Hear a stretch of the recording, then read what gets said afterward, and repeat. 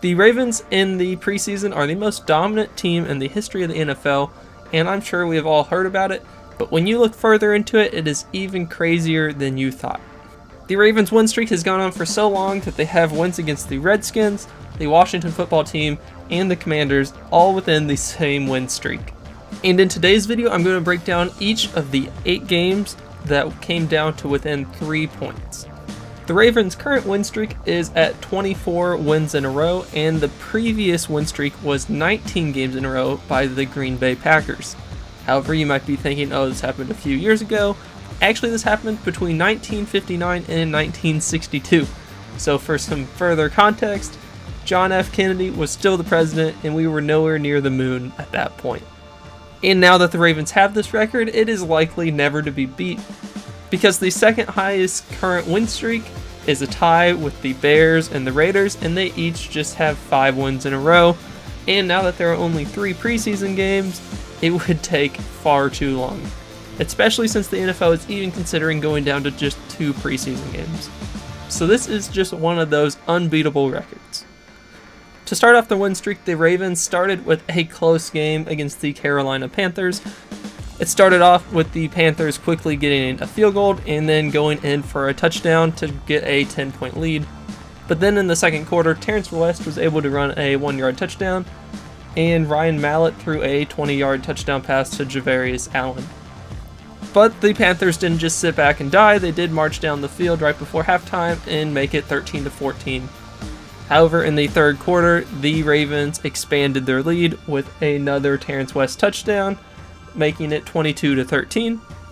And the Panthers did continue to fight. They were able to score 6 more points to make it 19-22, but then they came up short and the Ravens ended up winning.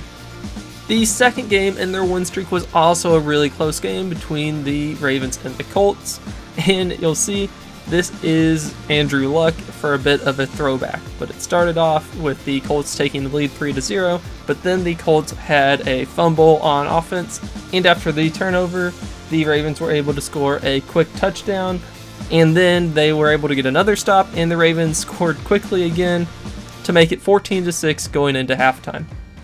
But in the third quarter, the Colts were able to make it a close game, scoring a quick touchdown and then going for 2, but missing it. And then in the fourth quarter, the Colts were marching down the field, down 12-17, and then they were actually able to take the lead in the fourth quarter, which was a bit rare in this streak. And then the Colts decided to go for 2 to go up by 3. However, they threw an interception, which was returned all the way back for a touchdown. So the Colts only had the lead for 0 seconds of game time, because with the interception return for a touchdown, it gave the 2 points to the Ravens instead of the Colts, and they won it 19-18. The Ravens then go on to dominate their next several opponents in the preseason until August 31st of 2017, where they play against the Saints. To start the game off, the offense does not do a whole lot, but as you'll see in a lot of these preseason games, the Ravens defense really makes up for it. You'll see a nice interception by a big man, and then a quick touchdown pass to start the game off.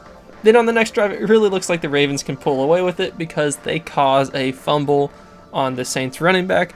However, the Baltimore Ravens turn around and fumble it themselves. So it remained at 7-0. However, with the Ravens' excellent defense, the Saints weren't able to score. The Ravens get the ball, and they're able to get a nice rushing touchdown from Bobby Rainey. But then Chase Daniels marches the Saints down the field, gets a touchdown, and makes it 14-7 going into halftime. Then in the middle of the third quarter, the Saints offense isn't able to get going, but their special teams are, and they're able to cause a fumble on a punt return and then kick a field goal right after. But the Saints do give them a chance to win with a 59-yard field goal, but they don't have Justin Tucker and they do miss it. So they lose 14-13. And if you've made it this far in the video, please consider subscribing to my channel for more NFL content. But back to the video. Then game number 9 is against the Bears. It's the Hall of Fame game. They started off with the Bears offense getting going, but then they throw the ball off their guy's helmet and turns into a crazy Ravens interception. However, right after that, the Ravens do another crazy interception with a tip pass, hits another guy, and then is intercepted by the Bears. So the Bears are in the red zone, and they score an easy touchdown, giving them the 7-0 lead. However, the Ravens quickly respond. But the Ravens defense is dominating this game with an interception again in the red zone, setting the offense up for an easy opportunity. However, all they get is a field goal.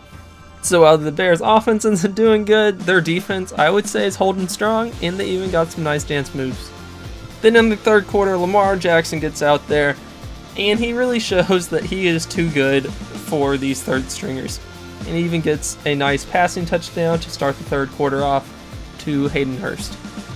However, while they can't keep up with Lamar's running, his passing's not too great yet, and he throws a quick interception in the third quarter. But once again, the Bears only get a field goal out of this effort. But at the end of the game, Tyler Bray is marching down the field for the Bears. Will this be the time that the Ravens' win streak ends? They score a touchdown from Tyler Bray to Tanner Gentry, and they go for 2 for the win, and it's a bad pass. You'll see this a few times in this series where the team could have went for the tie, and it would have ended in a tie or gone to overtime, because back then it could have, but they go for 2 and they don't get it. Then just 2 weeks later, the Ravens find themselves against Andrew Luck and the Colts. It once again starts off with the Colts getting a quick 3-0 lead, and then in the second quarter, Joe Flacco marches down the field and gets a nice touchdown pass. It didn't look like a pass at first, but the wide receiver was able to get his feet down and take a 7-3 lead. Then in the third quarter, Lamar Jackson gets back out there, and he throws a nice touchdown pass to Chris Moore, putting them up 17-10 going into the fourth quarter. And then in the middle of the fourth quarter, with the score 13-20, the Colts are able to block a kick and get the ball within the 10-yard line. And then, of course, the Colts are able to score a quick touchdown. But once again, they go for 2, go for the win, they run it, they get stopped at the 1-yard line. So the Ravens survive another day. After the Colts game, they went a while without having a close game. Then in 2021, going for the 18th game in a row, which means at the time they were just one shy of tying the record, they had another close game against the Saints. And to start off the second quarter, you see a typical Justin Tucker 56-yard field goal. And of course he made it, of course. But then when the Saints get the ball back, they run the ball all the way down to the field, and they end up with an 18-yard touchdown run from Tony Jones Jr. In response to that, the Ravens get another field goal, but 3 just isn't enough when the other team is scoring touchdowns, and then Jameis Winston comes out there and scores a touchdown. But with 15 seconds left in the half, McSorley for the Ravens goes on a 20-yard run, and then a 15-yard pass in the middle of the field, and then they get a 53-yard kick from their backup kicker. And this is one of the only times that the Ravens are actually down going into the fourth quarter.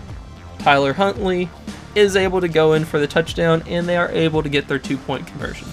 And the Saints didn't give up, of course, and it looked like they would be able to at least get the field goal to tie it, but then they threw an interception, and that really meant the game was over.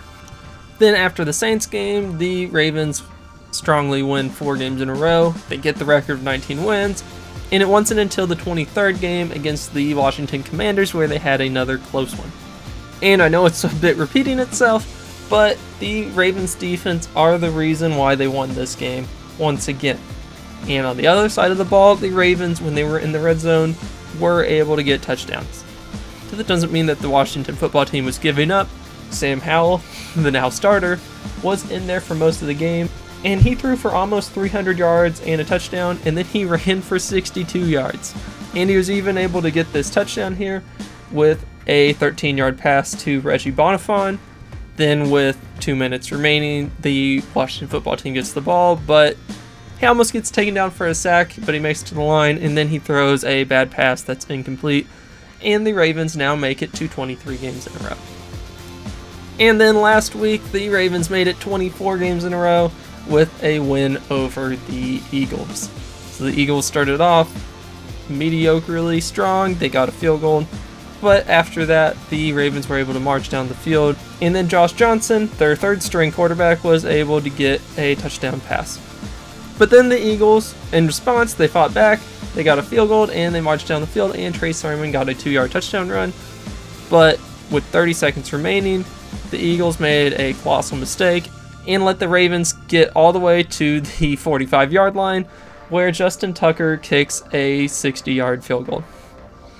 But going into halftime, the Eagles still have the lead, 13-10, but this doesn't last very long as the Ravens march down the field behind their backup Tyler Huntley and score a touchdown. But there are some questions as to why they were playing their second string in the second half when they were playing their third string in the first half. Doesn't quite make sense, but maybe they just care about this record. But then Eli Ricks on the Eagles is able to get a pick six and runs it all the way back with a chance to tie or go for the win. And once again, the Eagles choose to go for the win, and they're not able to get it. 20-19, and the streak is still active to this day. Now, if they lose on Monday night, I guess I'll take the blame since they won 24 games in a row until I made this video. But how does this impact their actual regular season success? And if you paid attention to football, you'll know they haven't won any Super Bowls over this time period, so I guess it hasn't helped. Looking at their records, they have had some very good seasons. There was 2019 where they were 14-2, and their worst season was in 2021 where they were 8-9.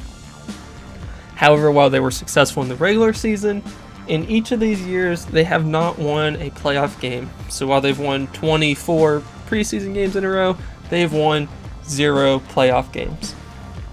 So I think what this really means is that their second to third string players, mainly second stringers, since they don't have lots of being behind in the fourth quarter of these games, so mainly the Ravens second stringers are really good. Their starters are good, which is why they haven't lost that many games, but the main thing they have is an elite second team players, and maybe their coaches use more of their actual plays where other teams are playing more vanilla.